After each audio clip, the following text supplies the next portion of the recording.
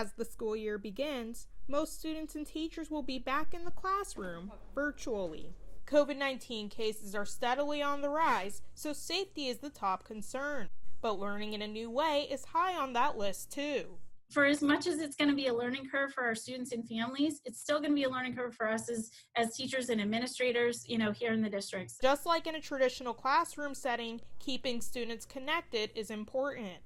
Engagement was one of the things that I was most concerned about in my planning. How can I keep my students actively engaged? School districts are really looking to creativity as they're trying to make this transition to the virtual classroom as smooth and as engaging as possible. Here are some ways teachers are keeping their students' attention. The Google Classroom has been huge for us to, kind of get our feet on the ground and, get going there, to be able to have a starting point for our students and, jumping off there. Resources like Seesaw and Freckle, Bitmoji, those kinds of things have been a huge component to really make those important connections and continue to build the relationships with our students. We planned a lot of activities and breaks with movement. We have breakout groups where our students can converse with one another and interact, and also with a teacher. I'm trying to keep it as close to what they would see in my classroom, so the transitions, all the silly things that we would do, and of course the fun. I'm trying to make sure that it's still fun for them to do. The biggest things we've had to be creative in is how we're presenting our content to our students, and also how we're providing meaningful interactions from students and teachers, how we're allowing for interactions just between them and their peers. For one school district, teachers are used to digital components of learning, but not used to an empty classroom. We've begun the digital learning process about 5 years ago. And so for me, the actual digital component has been in place for myself and a lot of the teachers. The big thing that's different, however, is that we're not mixing digital and live in the classroom anymore.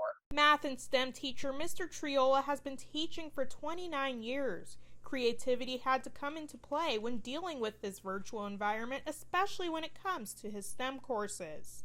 The biggest challenge has been getting the kids at home that hands-on experience. But luckily, the district, we were able to get the kids some actual building kits that they could keep at the house. So the whole hands-on learning, engineering, and that sort of thing is going to continue.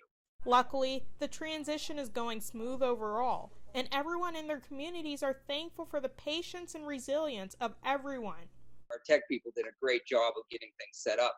So really, it's been kind of seamless. I am really pleasantly surprised at what a positive experience the last 3 days have been. My students are really rising to the occasion. They have been doing an amazing job, and so I'm very proud of how they are really, really stepping up.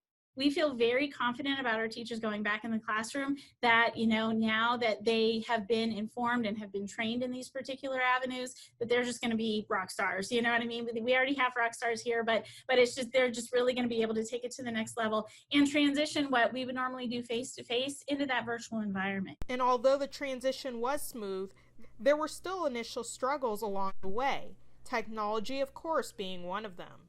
Technology is great until as long as it works, and then when it doesn't, you got to figure out a plan B. And so that's one of the big things that we've been trying to enforce, is just the idea that we need to be patient, we need to be flexible, and we need to have a little bit of grace as we go through these next couple weeks. We had hit a couple bumps, which we kind of expected to see at the beginning of the year, just with getting everyone in Google Meets and being able to find the ways to connect even though it's virtual. But the biggest struggle is the lack of in-person interaction that is missed the most. Teachers want to identify with their kids face to face. And, even though you can pretty much put into place all the components of an effective lesson, we still like that one-on-one interaction. However, the transition is necessary and the precaution is enforced in hopes that teachers and students can one day return safely back to the classroom together again. Odessa Meredith, YourErie.com.